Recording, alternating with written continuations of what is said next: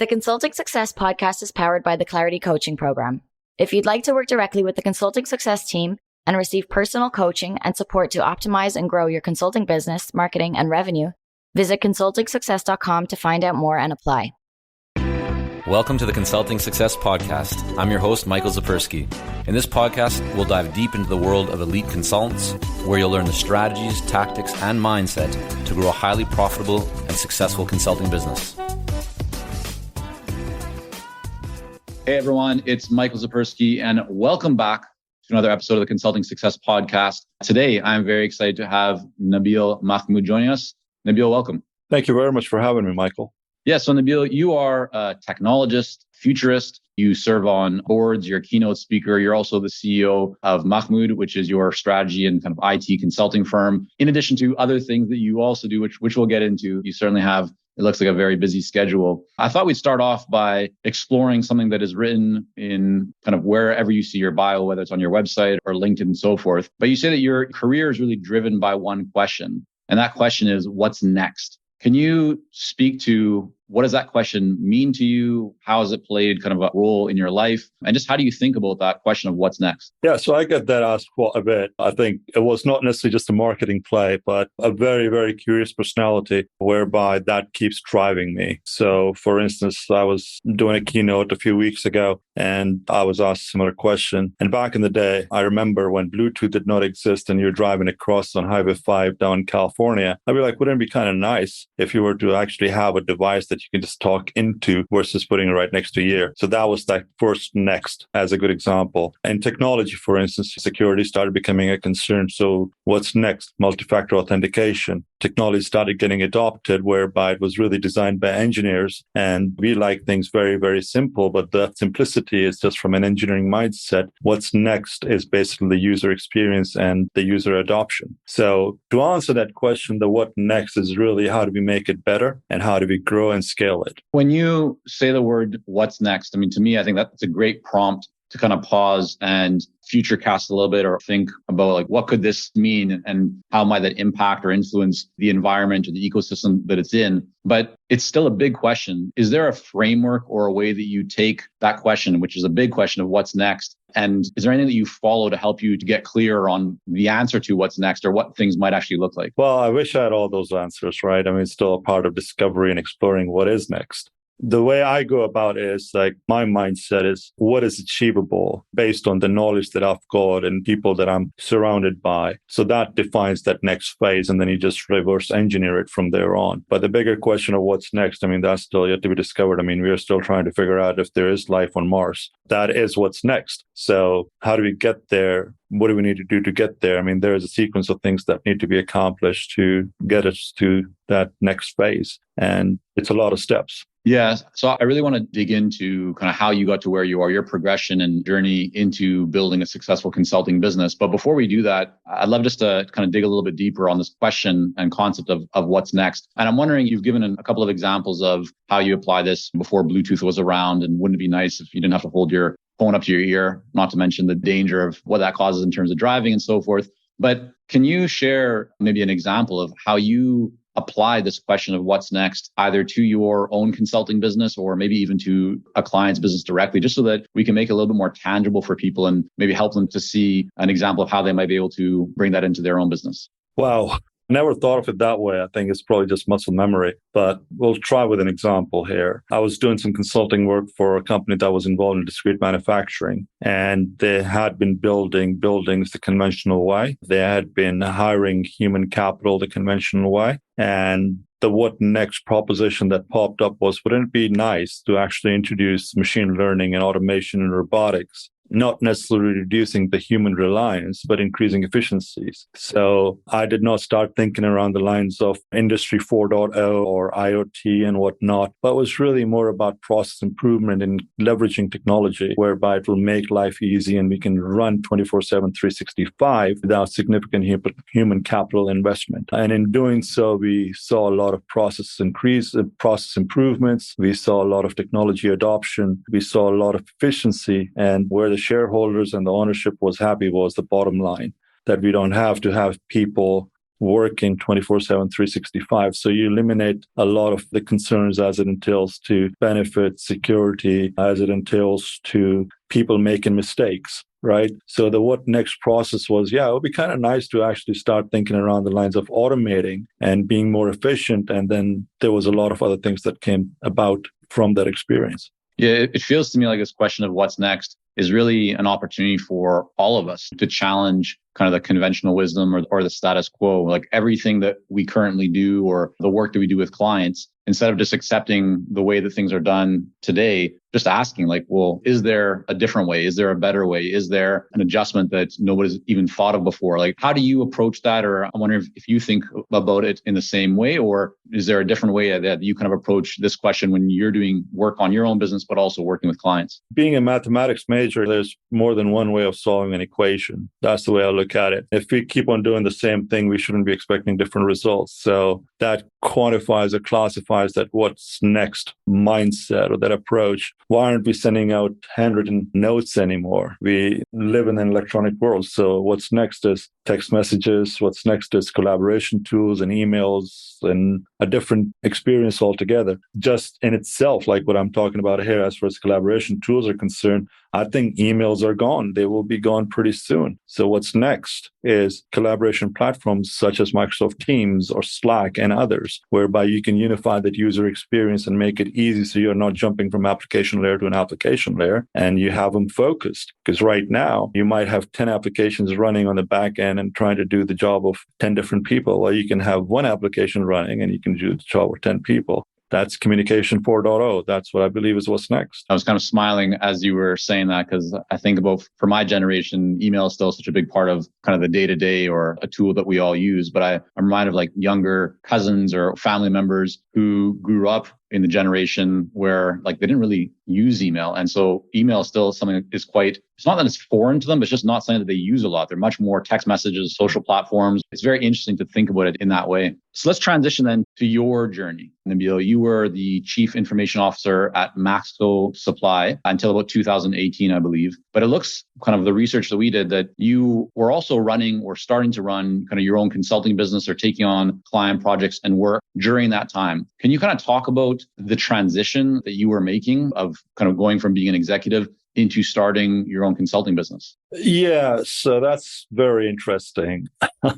When I was actually at Maxco, I'd been asked by a few friends and peers to help them with their businesses, whether it be in organizational change management or information technology. And that's how I ended up whereby I started a consulting firm, going on 8.5, 9 years now. And I mean, at that point in time, I was still trying to figure out what am I doing with my life? I mean, the corner office sounds very good. It's fun. And in a lot of ways, it's actually fairly easy as well, whereby you're going to work at 7:30, 8 a.m. in the morning and you're done at 6 or 7 at night. That's about it. But I needed something that was more than that. I needed more excitement and identifying challenges, and not just that, but fixing or trying to fix those challenges. And that really came through that consulting engagement. I've been a corporate boy for a long time, or actually most of my career, till that opportunity came about. And it really came through people in the industry whereby they encouraged me to start a consulting firm. Okay, so you were really kind of pulled towards consulting based on the people around you that knew you and kind of what you had done or what you were known for, and then your desire to have bigger challenges or not just to kind of do the same thing over and over again. Correct. Yeah, and then a part of it was also flexibility and staying in front of technology, or just being on the bleeding edge is what I call it, being the futurist. So just staying ahead of everybody. I mean, that's really the exciting part, whereby you end up being in the defining stages versus being on the implementing or using stage. And how did you manage the actual transition? So I'm kind of speaking to those that are also executives right now or working in an organization, and like you, for their own reasons, they're likely thinking about transitioning into consulting. Maybe they're already doing some, or maybe they just want to begin consulting. Can you kind of talk about maybe how you decided to make that transition? Was it when you had enough income coming in from consulting clients to replace the executive income, or did you go about it some other way? But just take us back to how you navigate that transition. And then if there's anything that you feel maybe you could have done differently or would have done differently with the benefit of hindsight. So my situation was slightly different. I mean, I had a great job. I was doing the consulting for fun and just helping friends out or peers out in the industry. My reason for doing this full time was primarily driven because of the fact that I flatlined. I had 2 heart attacks. I was dead on arrival, and I needed a career change. As a matter of fact, where I was at in my point of life was that done working. I did not want to work for anyone. I died. I had a second lease on life, and I had packed my bags and left California and relocated to Hawaii just because of that I needed a change. And long story short is I actually did not want to work. I was ready to sail away in the sunset. And I tried that for a while. As a matter of fact, I tried that for a week. And then one of my clients back then called me and said that they needed help. And I was finding every possible excuse just to get out of it, because I really wanted to take some serious time and be on a sabbatical. But the project seemed to be very interesting, and I took that opportunity. And the next thing you know, I've not looked back at it.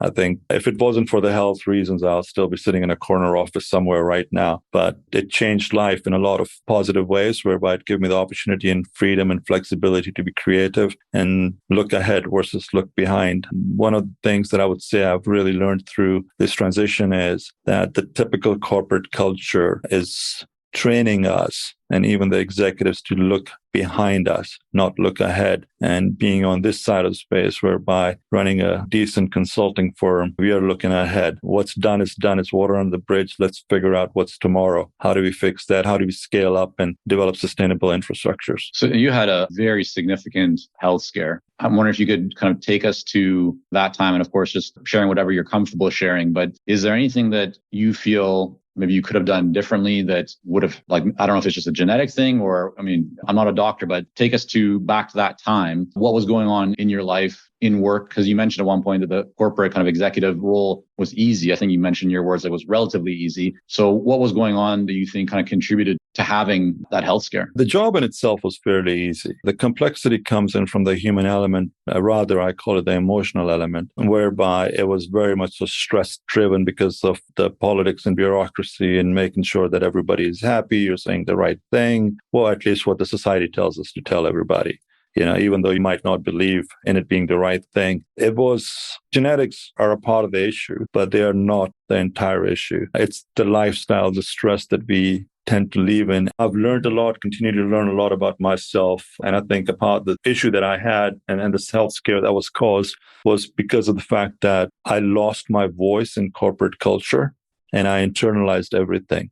And then I've got to put this happy face for PR purposes and in saying things that I probably did not believe in 100%, whether it be internally to the organization, the shareholders, or even front facing with clients, and walking away from it and being myself and embracing my voice and telling people the way I feel about something is much relieving. So to answer your question, losing your voice and internalizing everything was the root cause, in my opinion. It was just the stress in the lifestyle. Yeah. You mentioned that you had this plan to kind of take a long sabbatical or just a really good reset, right? For your mind, for your body. But then you got this call from a client wanting to reel you back in. And I'm wondering, how did you think about that? Or how did you ensure that you wouldn't just end up in the same kind of situation again? So you went from a very serious health scare to saying, I need time to recharge and refresh. And then you get pulled right back into another potentially demanding client engagement. What was your thought process? Were there any kind of guidelines or guardrails that you put up to ensure that you wouldn't just get pulled right back into a similar kind of environment and experience, and so that your health would be at the forefront? Yeah. So, I've got some hard and fast rules that I've set.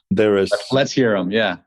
There is my me time, whereby I'm an early riser. I've always been an early riser. So typically the first hour of the day, which is roughly between 4:30 and 5:30 a.m., it's my me time. That's when I plan my day. That's when I have actually really a one-on-one with me, is the way I look at it. Like, what did you do yesterday? What are you going to do today? How are you going to contribute? How are you going to give back? And it's no longer really about me as in how much money you're going to make, but it's about me in a lot of ways, whereby are you going to be happy with the decisions that you're going to make? Are you giving back enough, or are you just in the pursuit of money? So as long as that's addressed and I've got a good goal in front of me, then it's a good day. But I've set some hard and fast rules, and some of them are, I do not engage with people I do not like, personally and professionally. I tell you the way it is. So call me Donald Trump or whatever the case might be. But you know what? I'd rather experience the pain today versus be in pain for the next decade of my life. So being honest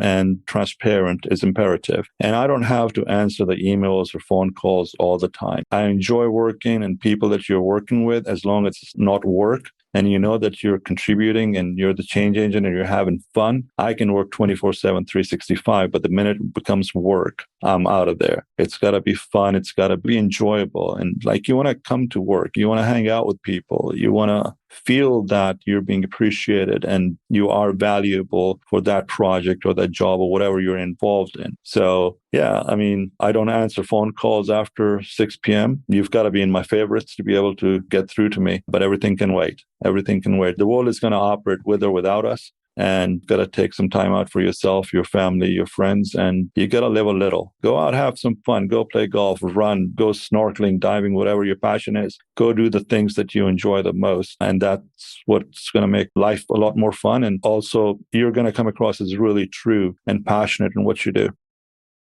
Hey, it's Michael here, and we'll be right back to the podcast. But first, are you ready to grow, scale, and take your consulting business and marketing to the next level? If so, our Clarity Coaching program may be a great fit for you.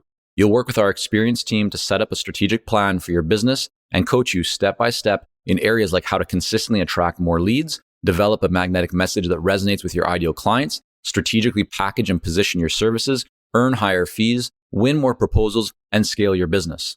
To find out more about Clarity Coaching and apply, go to consultingsuccess.com and click on coaching.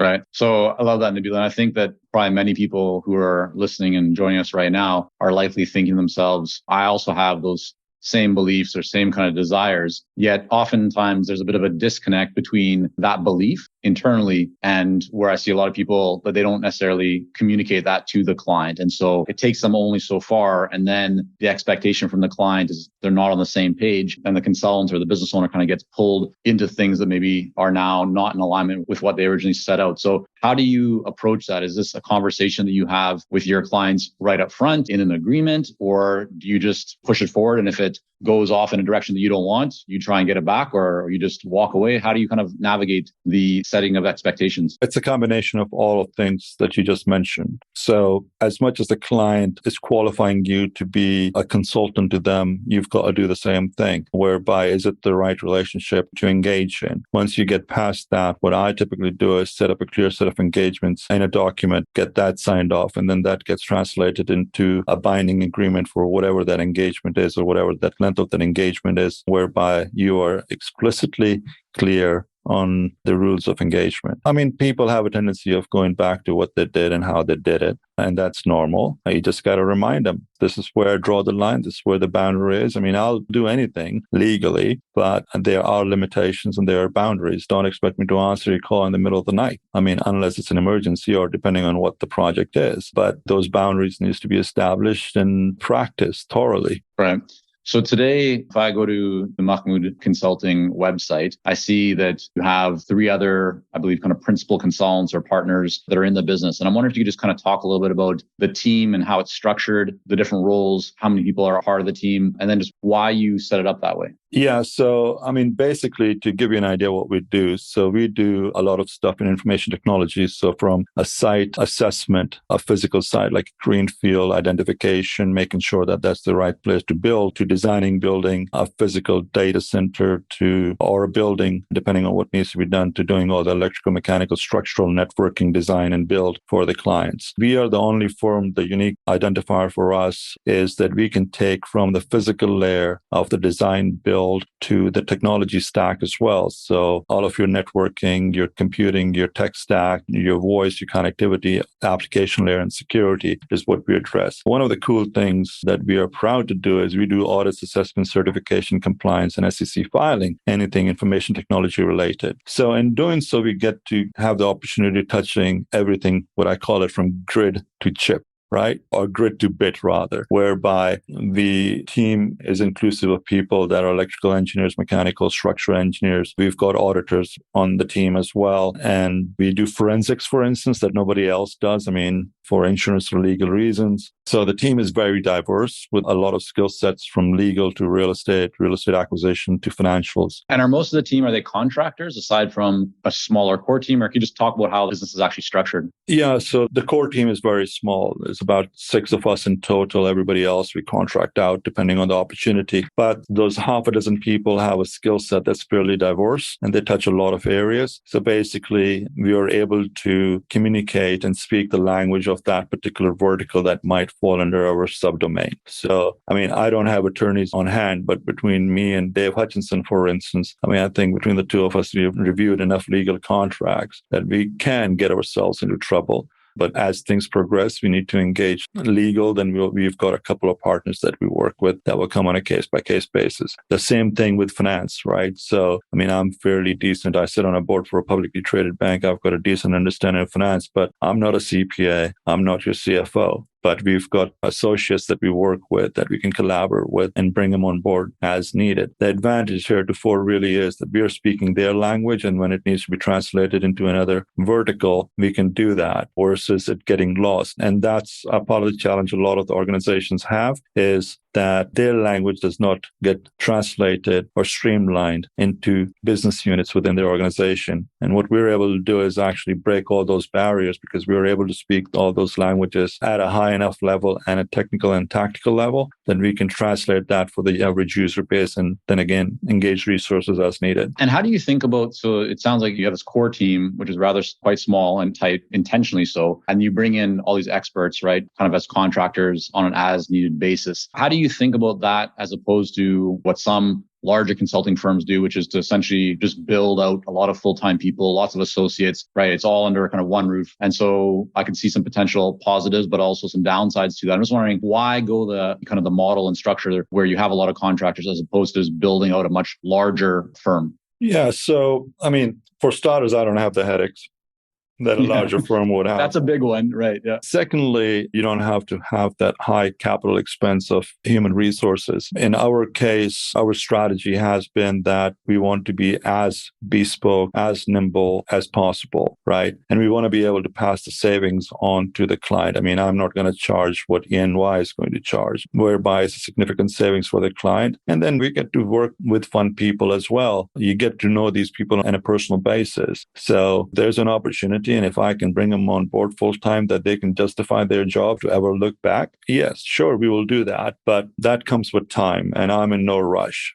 Yeah. And I think it all goes back to kind of the guardrails or kind of values that you've established and that you bring into all the work that you do. So that makes a lot of sense. You mentioned that when you first started the consulting business, it came from your own network. Like, let's zoom forward to today. And I'm wondering, how do you approach, what are you currently doing as a company when it comes to your sales pipeline and kind of client pipeline? What are your marketing activities? How are you approaching bringing in new clients and just making sure that pipeline is always robust? So we are not a sales company. I don't know. It's probably really sad to say that we are never going out and selling aggressively. We do not, as a matter of fact, market at all either. How our engagements come forth is by market credibility. And a part of it is being in front, being relevant. And the way we stay in front and relevant is by speaking engagements, by making sure that we are presenting the right content and we are in front of the right people. So doing adverts, that's not us. I'm of the old mindset whereby it's the strongest marketing ever is your word and your experience. I think what we refer to as in America is the word of mouth. So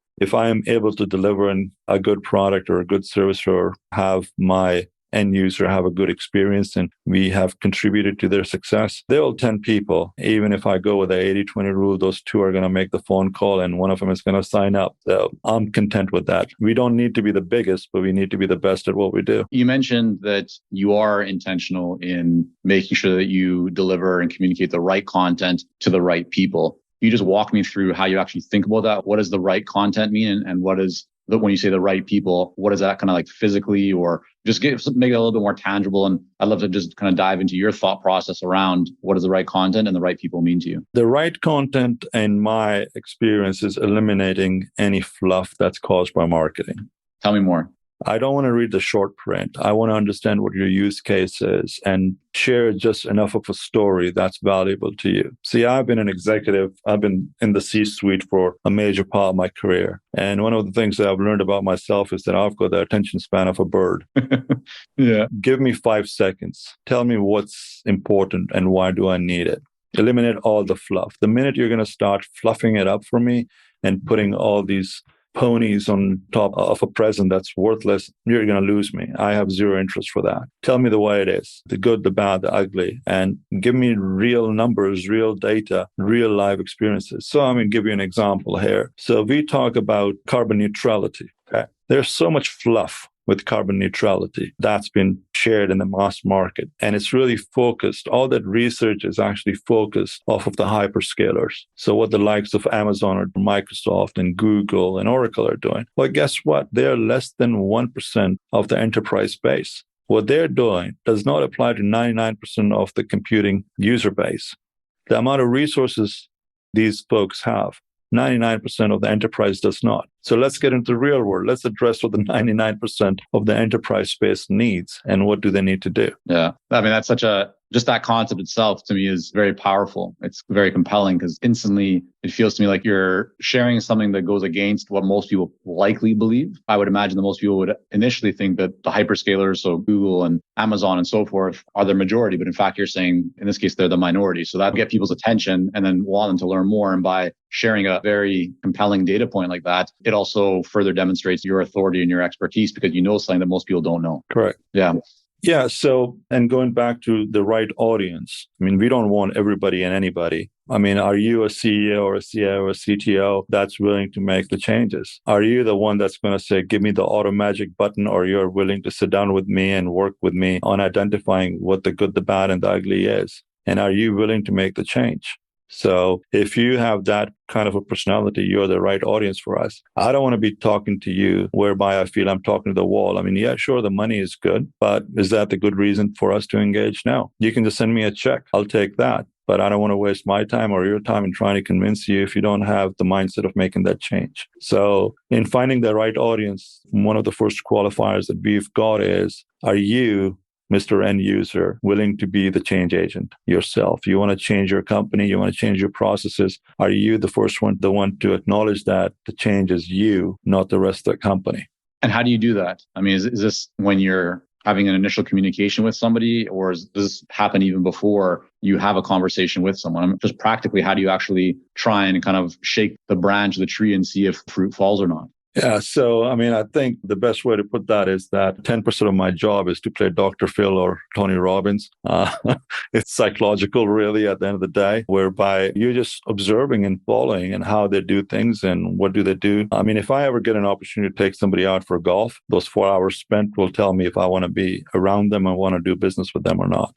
Very interesting. I have a whole bunch of additional questions here, but I want to be respectful of the time that we have in the calendar for today. I'd be very interested to know, I mean, you talked about your routine, your morning routine. I typically ask people about some of the habits that they bring into their life that they feel really contribute to the success or the focus, the performance. You talked about kind of your morning routine. Is there anything else that you would add to that you just feel in terms of a habit that is consistent and that really has a big impact? Any other information or anything else you'd like to share around that? Yes. I mean, at the end of the day, I kind of do the same thing to question myself, what did I do? And was it worth it? And I think as far as routine is concerned, I've learned this, or what I practice quite a bit. Are we taking more than we're giving back? I mean, that's nonstop in my mind, and I'm questioning that nonstop every day. How do you apply that question? Would you apply that from the perspective of like in general to the world or to the community, or is that even more granular in terms of clients and projects? Like, what's the context for that question? Well, I mean, I would say I started more of a reverse engineering approach, whereby am I personally taking more than I deserve? And mindset really is like, you can only put so much food on your plate and you can only eat so much of that plate. So when is enough, right? And do I have the desire to give back the access that I've consumed or gathered? So that goes back to the amount of projects that we are taking, the amount of work that we are doing or putting ourselves into, and how much of my time is actually being spent into philanthropy. Nabeel, one final question here before we wrap up, and we'll make sure people can learn more about you and where they should go to do so. But I'm very interested with all the different experiences that you have to this point and the journey you're still on, what's one book that you have either read or listened to in the last maybe 6 or 12 months that just has really left or had a big impact on you that you would recommend to others? Yeah. So the book I would highly recommend is 3 Cups of Tea. Okay. Can you just explain very briefly what that's about? Because I haven't heard that recommendation before. Yeah. So this gentleman was actually a nurse in America, and he was a mountaineer, ended up climbing, I think, Mount Everest, and he got sick in the Himalayas. And the thing that really hit me hard was that 1 cup of tea, when you're invited in that culture, you are an acquaintance. 2 cups of tea, you're a friend. And 3 cups of tea, you're family. So I think I've learned to compartmentalize my relationships as well, according to that. And also learned that it's about surrounding yourself with the right people and engaging in right conversations. And it's not just about money. I mean, it's the pursuit of happiness and the ability to give back. Where I'm at in my life, I'm actually on my 3rd lease on life. We didn't get to talk about that. But this is after a quadruple bypass and 48 hours of life support. So it's not about how much we're going to gather. It's about how much we're going to give back. And are we helping others? And are we creating the leaders for tomorrow, especially with our kids? Are we going to give them a world that's peaceful or the chaos that we are living in? So that's kind of like the premise of that book. I mean, it's very soft written. It's an easy read. And it just connected me and hit me at a very different point. Yeah. Well, we're definitely going to link that up in the show notes, and it's going on my list to check out. So Nabeel, I want to thank you so much for coming on here today and spending some time with us and sharing just a bit of your story. I know there's so much more to unpack, but I look forward to continuing the conversation. For those that want to learn more about you, about Mahmood, and just everything else you have going on, because we didn't talk about, you have venture side of a business as well. You have a podcast. You're involved in a lot of different things, but where would be like the one website or one place that people should go to learn more about you and your work? I think the simplest one would be is Mahmood.one. That's ONE. And just follow me on social platforms. It's Nabeel Mahmood. That's my handle. Okay. All right. We'll link that up. Again, thanks so much for coming on. Outstanding. Well, thank you for having me. Thank you for joining us on this episode of the Consulting Success Podcast. For more episodes and to subscribe, rate, and leave a review, head on over to iTunes. And if you'd like to develop consistent lead flow and a highly profitable consulting business, learn more about our coaching programs at consultingsuccess.com.